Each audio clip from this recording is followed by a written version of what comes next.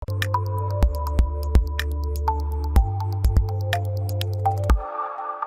Students, e learning channel में आपका स्वागत है। और आज का हमारा टॉपिक है 10th क्लास का मैथ्स का 5वां चैप्टर अर्थमेटिक प्रोग्रेशंस। ये टॉपिक देखो 10th क्लास में फर्स्ट टाइम पढ़ाया जाता है, उससे पहले 9th में ये टॉपिक नहीं होता। तो यहाँ से हमारी स्टार्टिंग होती है अर्थमेटिक प्रोग्रेशंस की। आगे आने वाली बड़ी क्लासेस में भी इसकी बड़ी आवश्यकता पड़ेगी, स्पेशली जो कंपटीशन एग्जाम होते हैं उसमें रीजनिंग में भी इसकी आवश्यकता पड़ती है। तो इसको बिल्कुल बेसिक से लेकर चलेंगे हम स्टार्टिंग से। तो देखेंगे इसमें कुछ नई टर्म्स आती हैं। अर्थमेटिक प्रोग्रेशंस, पहले तो यह है होता क्या है। इट इज ए सीक्वेंस, इसमें एक नंबर सीक्वेंस होती है such that the difference is constant. ये किस प्रकार की सीक्वेंस होती है कि उसके जो सभी टर्म्स के बीच में जो डिफरेंस है वो कांस्टेंट होता है, वो सेम होगा। उसी को हम अर्थमेटिक प्रोग्रेशंस बोलेंगे, जिस सीक्वेंस में सभी टर्म्स के बीच में जो कॉमन डिफरेंस है, डिफरेंस जो होगा उसको कॉमन डिफरेंस बोलेंगे। वो बिल्कुल सेम होगा, कांस्टेंट होगा, वो वेरी नहीं करेगा टर्म्स टू टर्म। दूसरा sequence, it is a set of number arrange in defined order.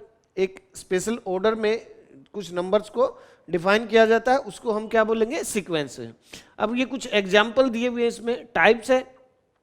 AP दो टाइप की होती है, एक फाइनाइट एपी और एक इनफाइनाइट एपी। फाइनाइट एपी इस प्रकार की एपी होती है जिसमें हमें लास्ट टर्म भी गिवन होती है। जैसे इस प्रकार हमारे पास कुछ सीक्वेंस दे रखी है, पहली है 1 2 3 4 5 टिल 100 तक है।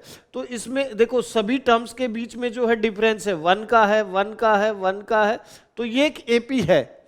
और लास्ट टर्म दिया हुआ है, तो ये कैसी है, फाइनाइट एपी है।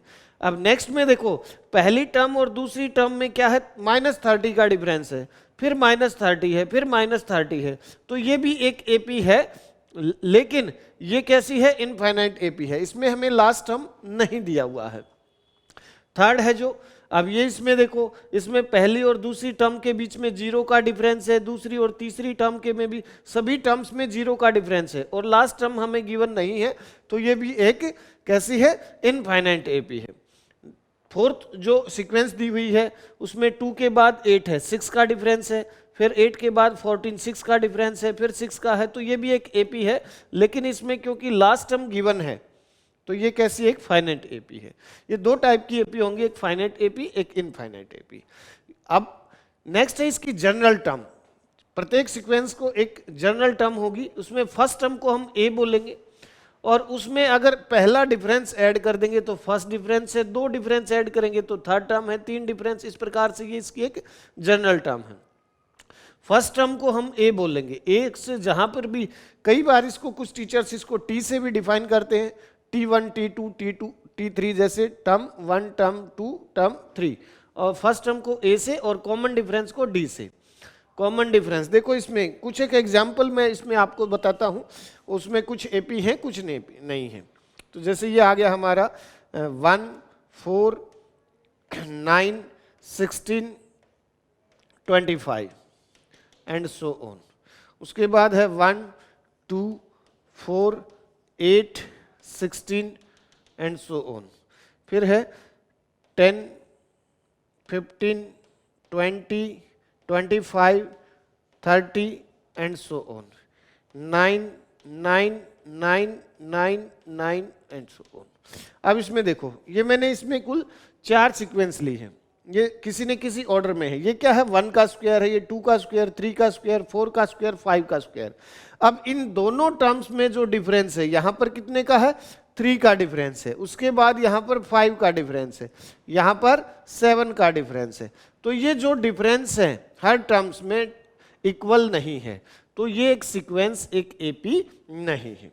दूसरा, अब ये क्या है, 1 का, अब हर बार यहां पर 2 से मल्टीप्लाई हो रहा है, ये 2 से मल्टीप्लाई किया, फिर 2 से मल्टीप्लाई किया, फिर 2 से मल्टीप्लाई किया, लेकिन इनमें डिफरेंस देखो, यहाँ 1 का डिफरेंस है, यहाँ 2 का है, यहाँ 4 का है, तो ये भी एक अर्थमेटिक प्रोग्रेशन नहीं है।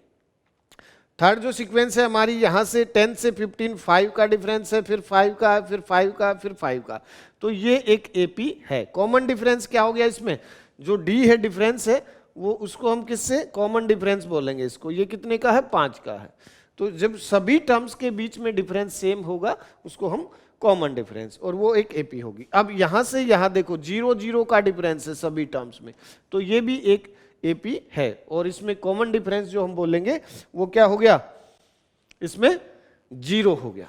तो अब ये कुछ नए वर्ड हैं इसमें। ए को हम बोलेंगे फर्स्ट टर्म, जैसे ये इसमें शो किया गया है, ए होगा हमारा फर्स्ट टर्म, डी होगा कॉमन डिफरेंस, एक एन होगा नंबर ऑफ टर्म्स, और एस से हम डिनोट करते हैं सम ऑफ ऑल टर्म्स, एल से हम लास्ट टर्म को डिनोट करते हैं। ठीक है, जैसे जैसे क्वेश्चंस आएंगे वैसे वैसे हम इनको और अधिक अच्छे तरह से इसको डिफाइन करेंगे। अब इसकी तीसरी जो एक्सरसाइज है बुक में, इसमें 2 फार्मूले आते हैं, एक nth टर्म निकालने का और एक सभी टर्म्स का, जितनी भी टर्म्स पूछी गई है उनका सम निकालने का। तो ये इसमें हमारे फार्मूले लगेंगे। जैसे पहला क्वेश्चन है हमारा, इसमें nth टर्म निकालनी है, जो भी टर्म हमें निकालनी है, जैसे ये फर्स्ट टर्म है, इसमें a कितना है हमारा 5 है, d है हमारा इसमें 8 में से 5, 11 में से 8, 14 में से 11, सभी को माइनस करेंगे तो 3 का डिफरेंस आएगा, तो d है 3। अगर अब हमें मान लिया इसकी 1 2 3 4 5 6 टर्म दी हुई है, तो n हमारा 6 है, और हमें an निकालना है, an a plus n minus 1 into D, ये हमारा फार्मूला है। इसमें अगर हम n पुट करेंगे इसमें, तो a अगर 6 निकालना हमें, तो ये है फार्मूला, a कितना हो गया 5, n है 6 माइनस 1 और d 3, 5 प्लस ये 5 बचेगा, 5 को 3 से 15, और ये आएगा हमारा कितना 20। तो ये 6 टर्म हम इससे इस प्रकार से फाइंड कर सकते हैं। दूसरा फार्मूला हमारा सम ऑफ टर्म्स का है। इसमें हम जैसे n 6 आ गया हमारा, 6 आ गया, 6/2 2a plus n minus 1 into D, ये सारे इसको हम लास्ट एक्सरसाइज जो बुक की है उसमें इसको अच्छी तरह से सभी क्वेश्चंस में करेंगे। तो ये हमारा इंट्रोडक्शन था इस चैप्टर का, और इसको बाकी अच्छे से डिटेल से जब हम एक्सरसाइज कराएंगे, साथ साथ हर एक क्वेश्चन के साथ इसको एक्सप्लेन करते जाएंगे।